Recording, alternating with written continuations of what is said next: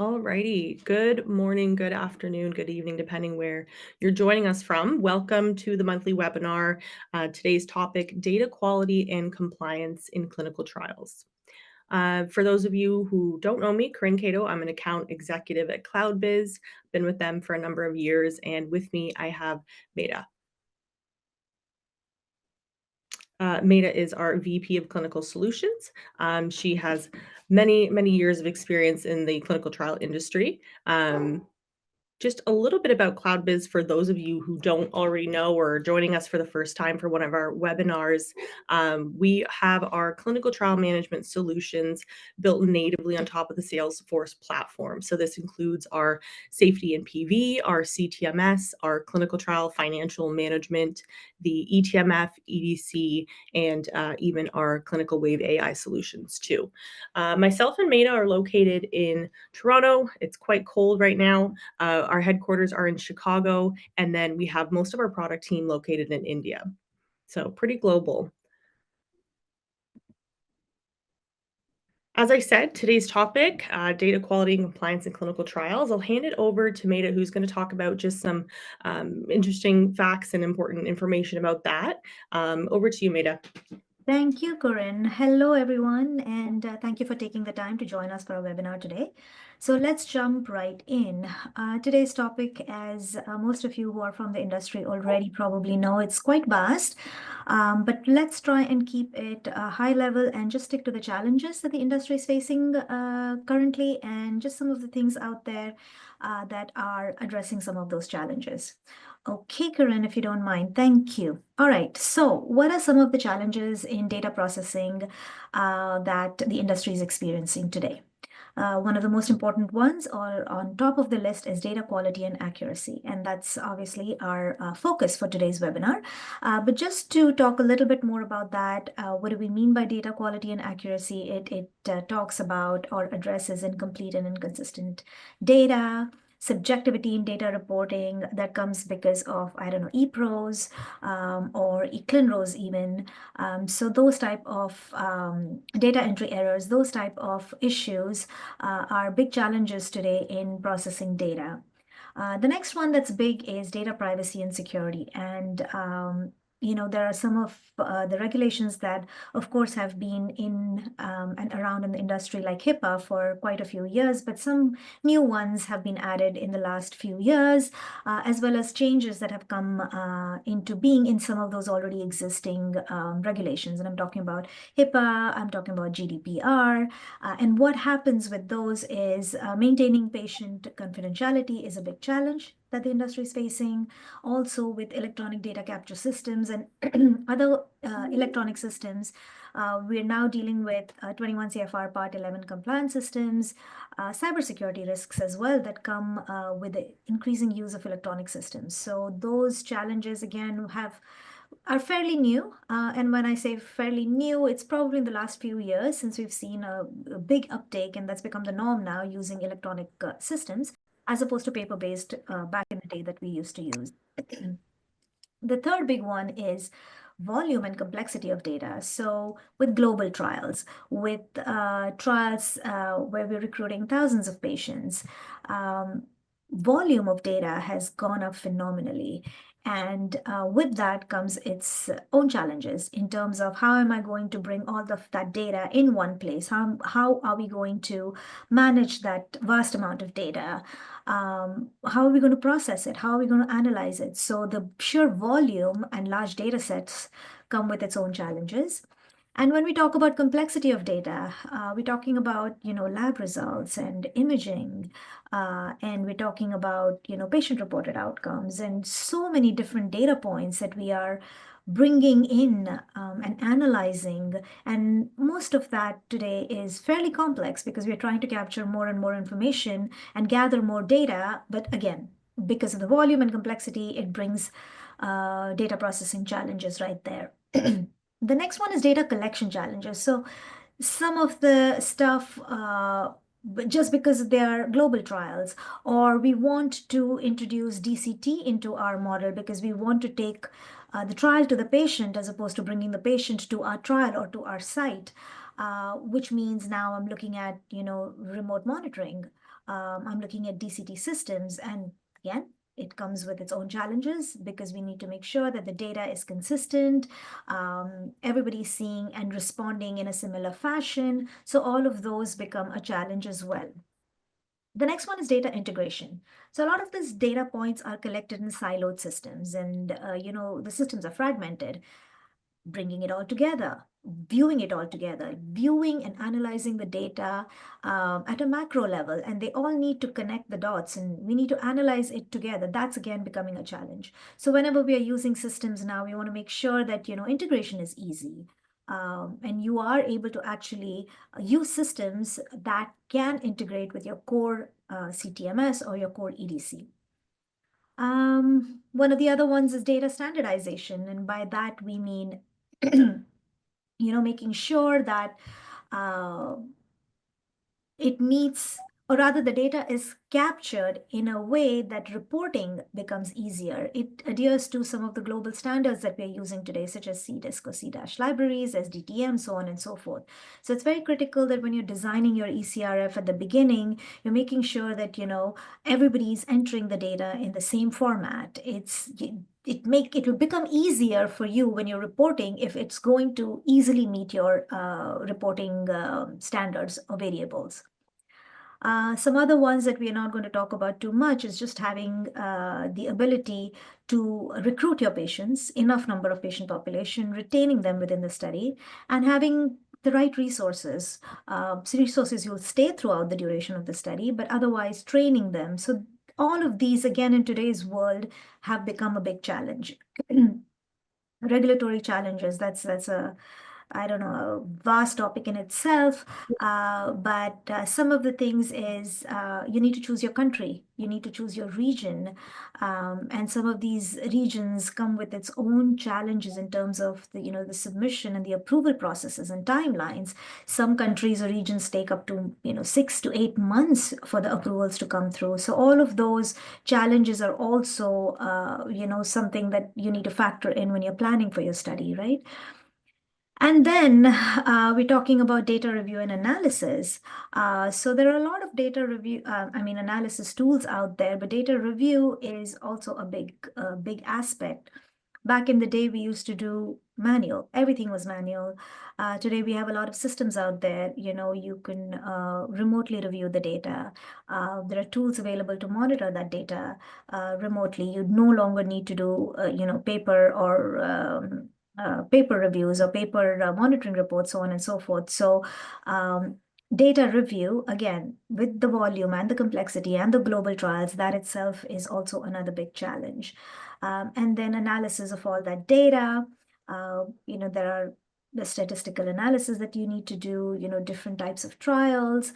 And again, another big challenge and a big topic in itself. So we will park that for now.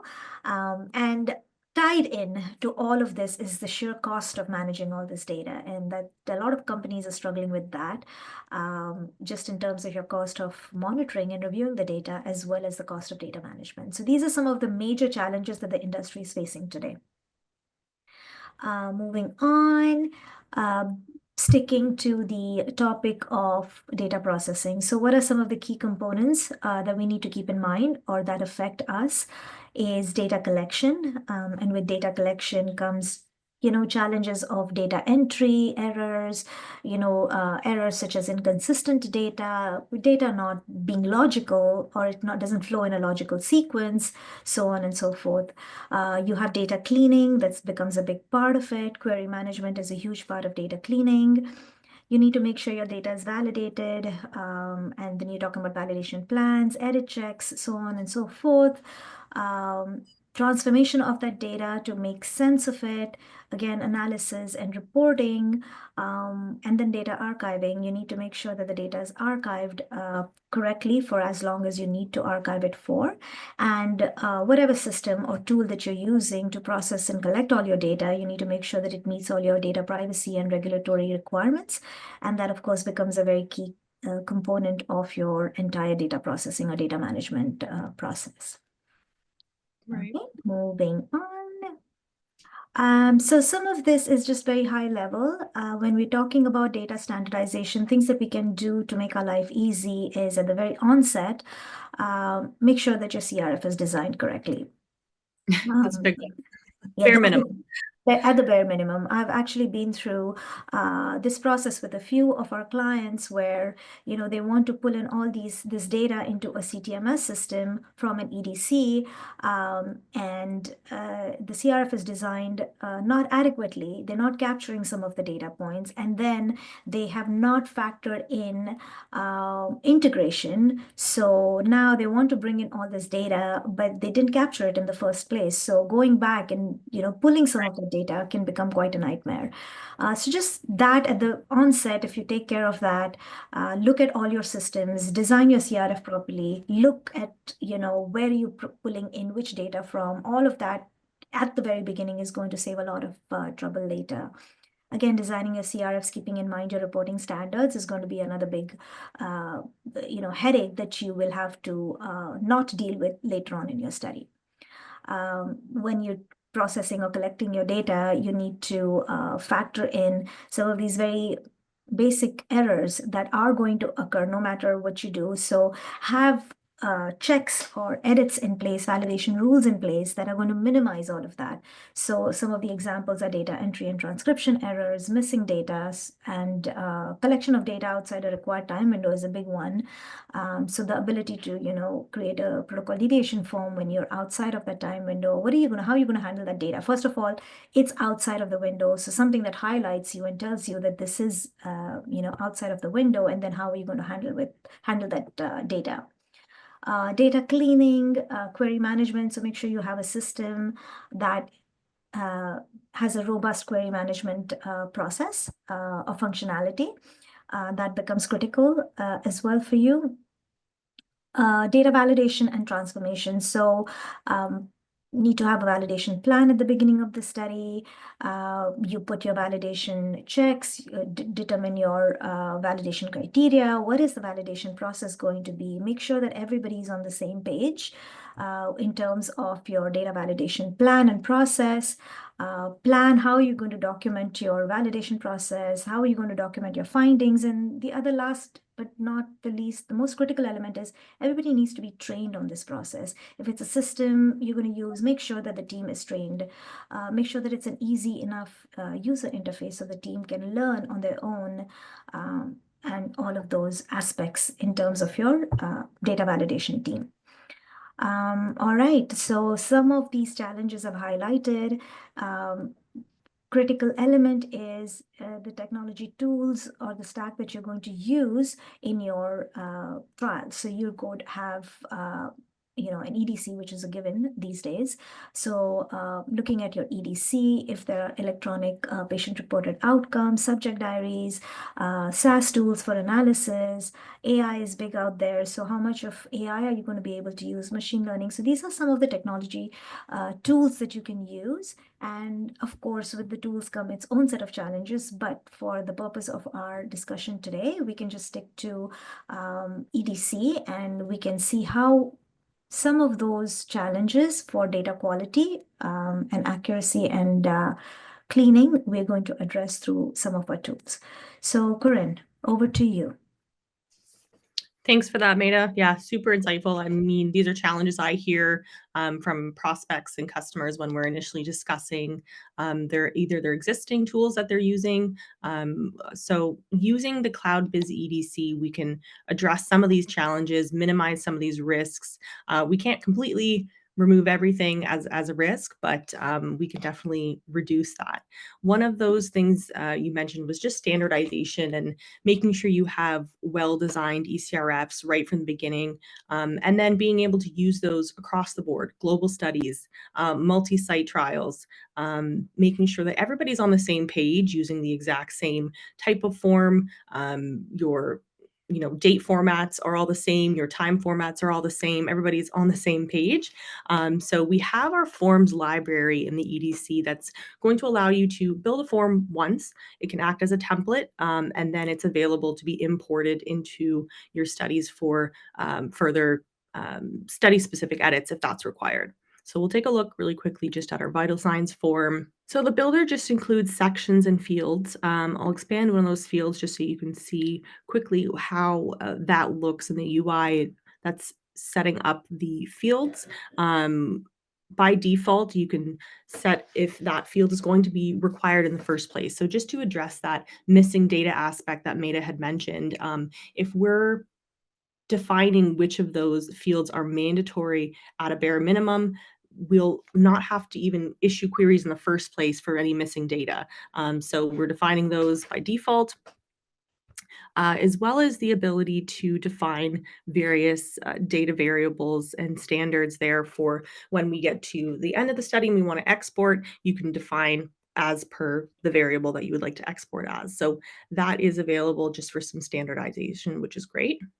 Let's move to data collection. We can see some of these edit checks and rules and things that we have in place to help minimize some of these data entry errors that Maida had mentioned. We'll take a look at our site. All right, so we're in our site. We have our study data loading up here, subjects on the left-hand side. I'll go ahead and add a new subject. All right, we expand that subject record. We see their visits that require data entry. Everything has a new status. We can start to begin our data entry, but let's look at our screening visit and the CRFs that need data entry there. So we'll take a look at that vital signs form that we looked at in our forms library. So again, this is the data collection piece and triggering some of those edit checks that we have in place.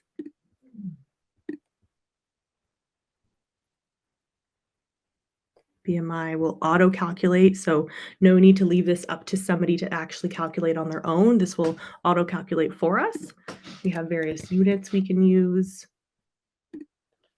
as well as converting between various units as well if that's required. Thinking of multi-trial, we use very interesting metrics in Canada, a combination of those versus the US.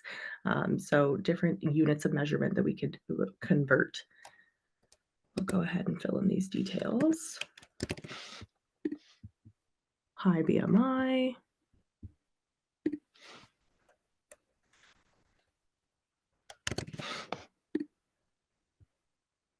So as you can see, as I'm entering these in, there's flags coming up, there's text coming up on the field, just to letting me know that this is outside of the expected range. So we have different types of edit checks that can be implemented, whether it's a hard or a soft validation rule there. The difference meaning the soft rule will allow me to save that data, but it'll still flag it, versus a hard validation, which will not allow me to save that data. There will be a data error showing up. This form will not be considered complete until that is addressed. So different levels of edit checks that we can implement. So I'll go ahead and just continue on here.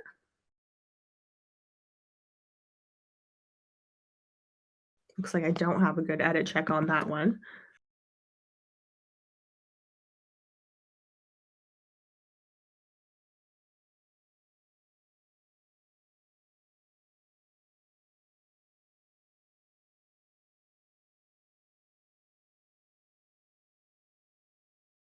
I think if I make this over, okay, we're gonna get that over 100 must be the edit checks up there.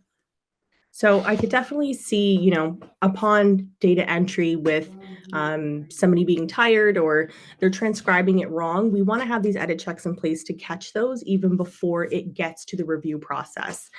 So just to flag the user before they go ahead and save their data. So I'll go ahead and save that. We'll see those edit checks flagged. Right. So even though I thought I completed all my data entry, that form is still not considered complete. It's considered in progress because there's some issues that I have to address here. We also see a data entry error flag on the visit as well as the subject record. So until this is resolved, this is one of those soft validation rules. I can bypass it, or I can correct or confirm that this is incorrect. I definitely put that in wrong.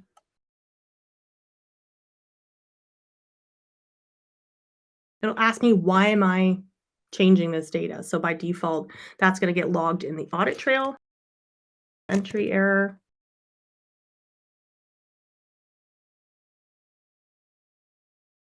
Go ahead and save that, and that should resolve the issues. Actually, there might have been one that we're still not considered complete. So I have, I think my heart rate was, yeah, the heart rate. So we'll bypass this one. I can change that. And that will also get logged in the audit trail. So now our vital signs are considered complete.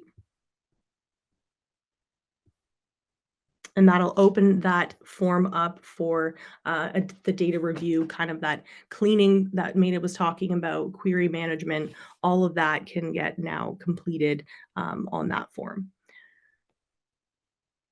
Additional edit checks, just talking about the time points. I think she mentioned being logically aligned. So not being able to, for example, enter in an adverse event date before the ICF is signed. So let's go ahead and capture our ICF, or perhaps the surgery end date being before the surgery start date. So just those logical things that, again, we want to flag before it even goes to data review. You can have system generated queries. That's also something that we have done. We'll go ahead and say that this was the 24th. Camilla, my cat, as the PI. So again, this is now considered complete. It's open and ready for data review and SDV. We'll come back to that. Taking a look and moving on to our surgery visit. So I had a quick question for you, Corinne. What about date formats? So am I able to set the date formats any which way I want? Can I change that per study, Yeah, per region, so on and so forth? Okay. absolutely. So that can be set up per study, like you said. There is no way that this could be a free form text entry so that people are putting it in different formats of DDMM, YYY versus the way that you want it default for the study. This will always be a calendar here, and again, you can set that default to be different for each study or different regions. Awesome. Same goes for the time format too. You could have a 24-hour clock versus a 12-hour clock. So setting that precedence across the board. So again, there's consistency there. So we'll go And ahead. does the time in the system and the date, but mostly the time, does that default to where my site is located? So whether it's PST, EST, CST, and can I standardize that?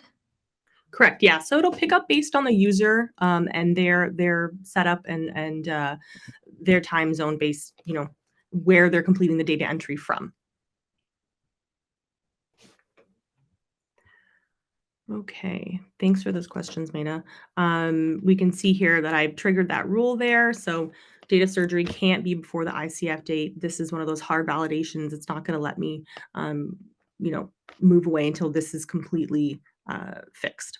And then also, again, we talked about timing. Maybe it was really early surgery.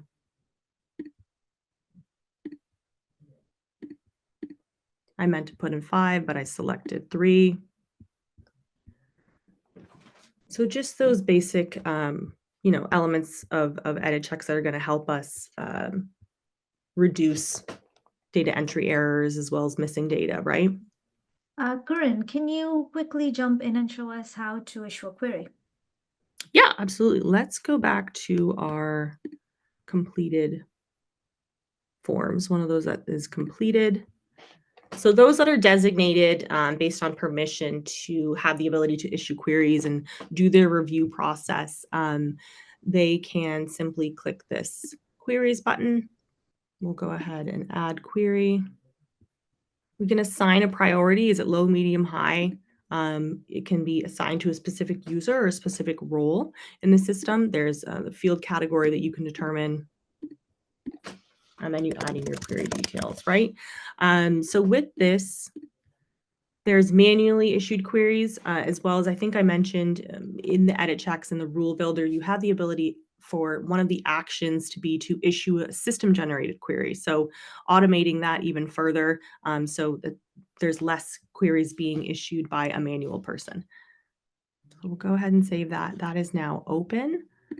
We'll see what that looks like on our page here. Give that, it's loading, just indicating there that there is a query open queries count at the top, and then across various elements of the subject record and the visit, as well as the ECRF. There's open queries there.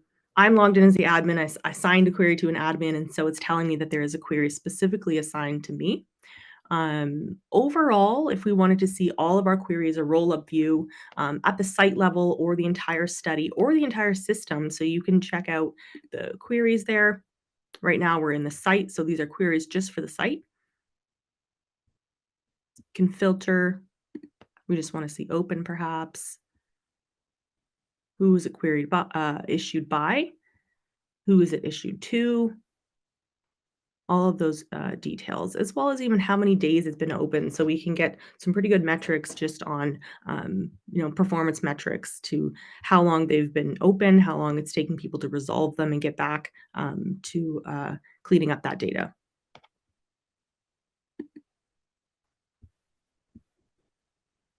So we'll go ahead and close this out just so we can see what that looks like as well. So whether I wanted to update the data or respond to that query, if it's been assigned to me, I could do that. I'll just go ahead and close it.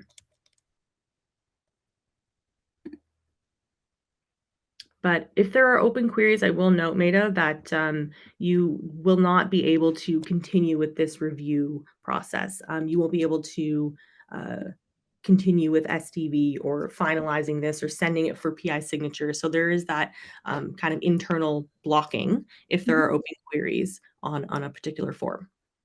All right. So all of that has been completed. You saw that move from review in progress to now it's considered data logged. So with that, notifications would be triggered to the PI or whoever is designated to sign off. And then that signature can be done either on the form level, it can be done at the visit level or the subject record. So that could just depend on customer preference, and you can set that up different for each of your studies too. So I do have a signature already, but you can type or draw your signature, upload if you have an existing one. But I do have one here. And then that would trigger an OTP, or you could have an additional sign-in page here just to have that second layer of authentication.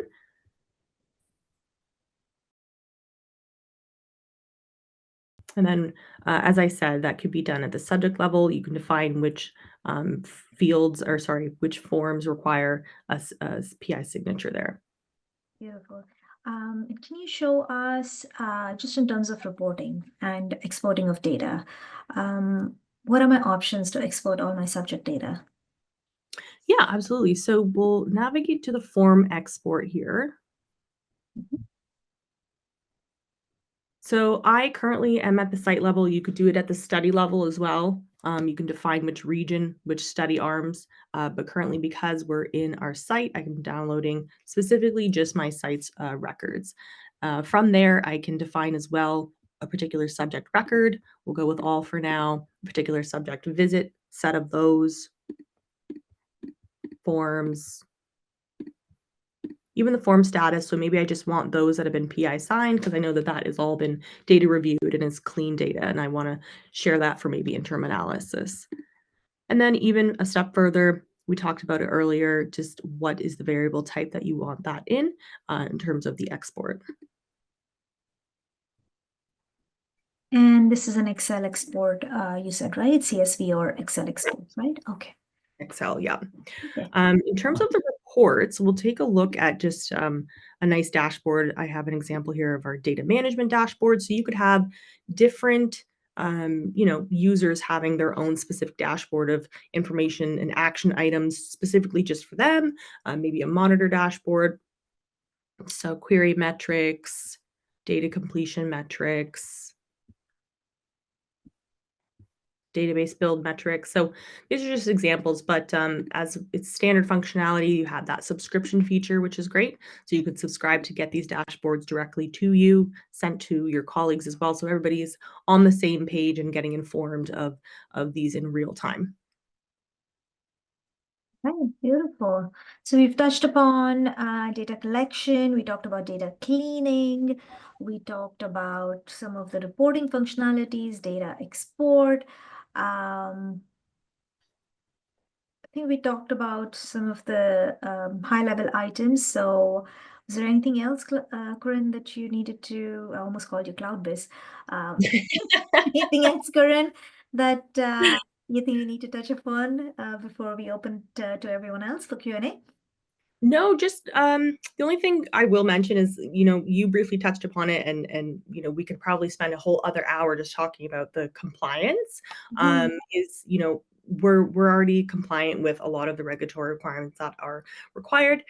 So HIPAA, GDPR, 21 CFR Part 11, electronic records and e-signatures. So also we're ISO 27001 certified, ISO 9001 certified. So no issues from the security and compliance side.